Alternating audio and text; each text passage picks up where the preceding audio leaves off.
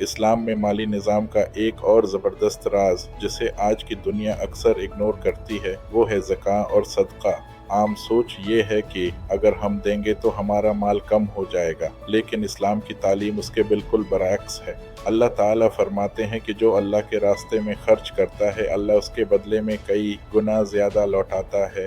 احادیث میں آتا ہے کہ صدقہ مال کو کم نہیں کرتا بلکہ اس میں برکت ڈالتا ہے، مصیبتوں کو ٹالتا ہے، دل کو نرم کرتا ہے اور اللہ کی مدد کو قریب لاتا ہے۔ زکوٰۃ ایک فرض ہے جو ہر اس مسلمان پر لازم ہے جس کے پاس مقررہ نصاب کے برابر مال ہو اور ایک سال پورا ہو جائے۔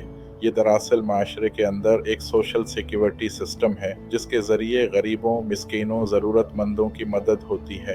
صدقہ نفل ہے جو تم کبھی بھی تھوڑا یا زیادہ دے سکتے ہو، کبھی پیسے کی صورت میں، کبھی کھانے کی صورت میں، کبھی علم اور وقت کی صورت میں۔ یہ سارا دینے کا عمل تمہارے دل کو مال کی غلامی سے آزاد کرتا ہے اور تمہیں یاد دلاتا ہے کہ اصل مالک اللہ ہے، ہم صرف امانت دار ہیں۔